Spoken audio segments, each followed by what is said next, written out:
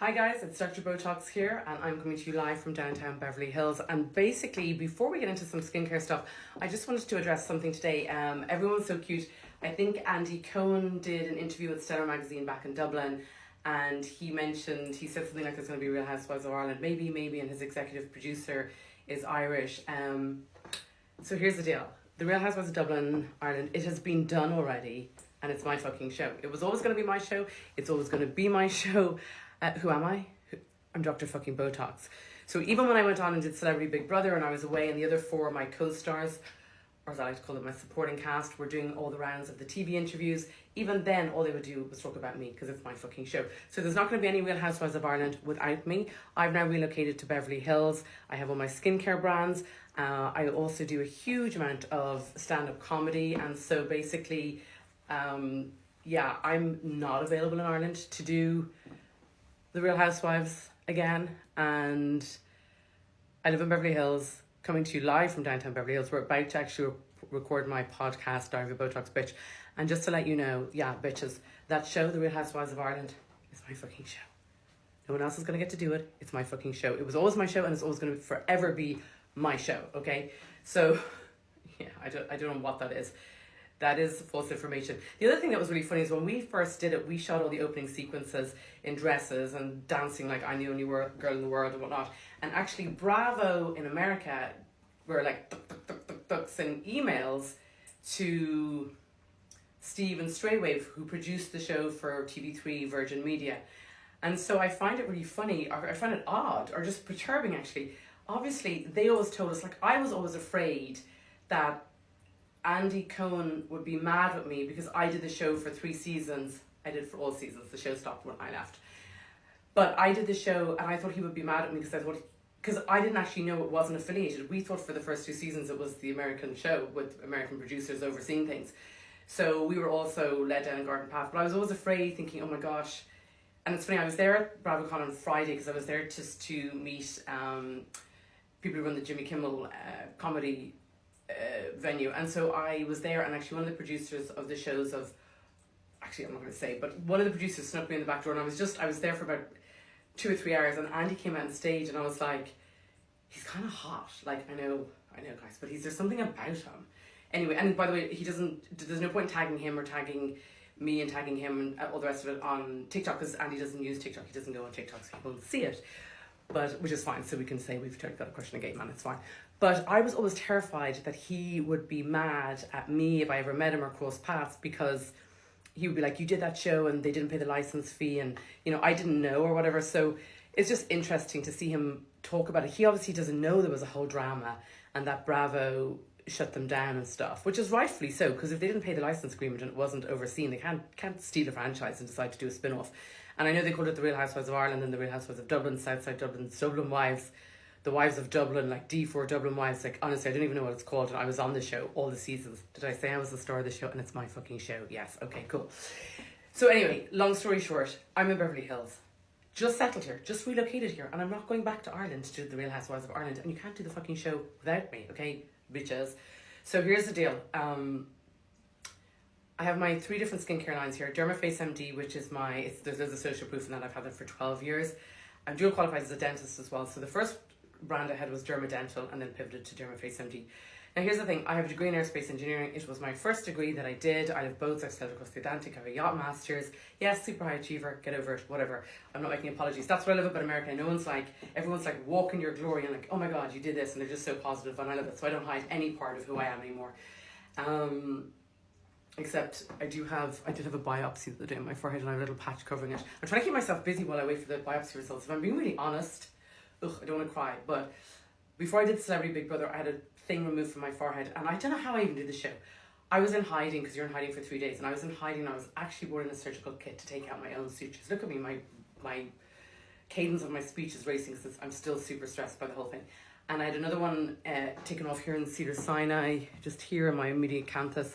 And then, sorry, this is a new jacket they're fitting for me because I'm doing the Comedy Store stand-up comedy twice in the next 2 weeks, and I've this in different colours for the show.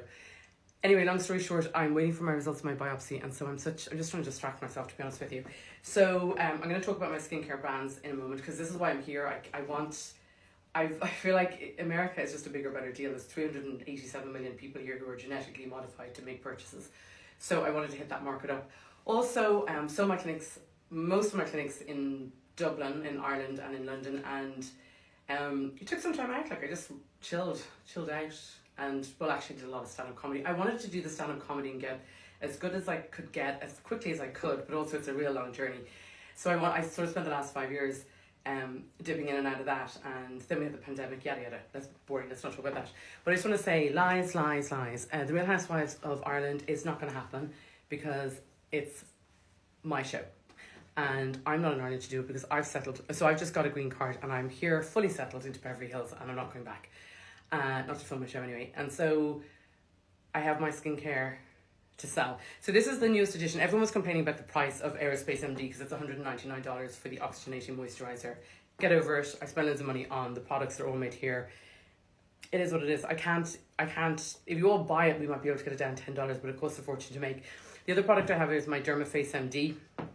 And this is the triple peptide eye cream. And then this is the Dermaface MD. And this is the hyaluronic acid serum, which is a great product. And then there is the Dollar Skin. I don't know if you can see this, which is my Calm Down Karen Cleanser. So this is a cheaper entry point. This is probably more geared towards the millennials. I had to laugh on The Real Housewives of Ireland when Jodis, who's my nemesis, she betrayed me, so I have her on my phone as Jodis. When Jo wanted to start up her makeup line with Lisa, they were making it a more affordable version of MAC. Obviously, I called it Muck. But Lisa was saying you need to have this and this and this to hit all the markets. That's not what you do with skincare. So if you take nothing away from anything, skincare, you have the millennials, which is like 18 to 24 or whatever. So that's what the Dollar Skin is kind of aimed at. And then Dermaface MD is kind of 35 to 45. And then the Aerospace MD is like, again, 45, 55. But you have to hit different markets. But anyway, no one wants to hear about the analytics about skincare. So what I would say is this. Don't do reality TV unless you've got shit to sell, because it's a huge fucking crazy train wreck of a train ride. I did like doing Real Housewives of Ireland a lot. I didn't enjoy doing Celebrity Big Brother. I thought that was a horrible experience, although I got paid well for it, so whatever. I do agree with Bethany Frankel in many ways that we should get residuals for sure. But I also feel like the opportunity you get with your business, and if I hadn't done those shows, I wouldn't have been able to get a green card for exceptional talent in TV, albeit reality TV. Did a couple of sitcoms, but they were mostly pilot and didn't make it a series. But again, I think things opportunity gives, and you're always where you're meant to be in life. So I am here in Beverly Hills. I finally moved in. I settled in. I have my skincare brands. I have my LLC. I'm waiting on biopsy results. I hope I don't have another squamous cell carcinoma or basal cell carcinoma. But if I do, I'll deal with it. But the point is, I'm not going back to Ireland, and there's going to be no Real Housewives of Ireland without me, because it's my show.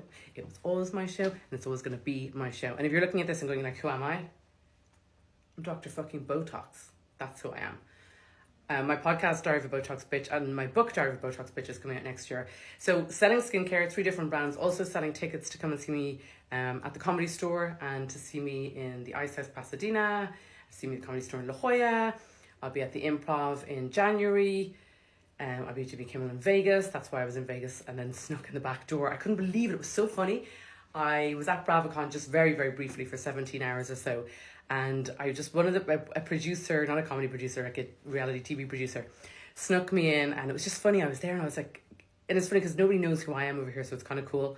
And so it was just interesting. It was a fun time. But again, just to reiterate, and I don't want to have to come at this again. There's not going to be any Real Housewives of Ireland with Bravo or without Bravo, because it's my show. It was always my show. It's always going to be my show.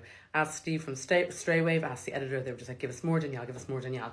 When it comes to reality TV, we all know if I want to press the button, I can blow it up. My supporting cast, they're all back across the pond still, probably in therapy, whatever. Jodis was my nemesis, but my real nemesis was a girl called Vagina Macaroni. Sorry, my bad, Virginia McCarry. She was a self-proclaimed heiress to an Irish restaurant chain. Please, they had like 2 burger trucks and a couple of fish and chip corner shops.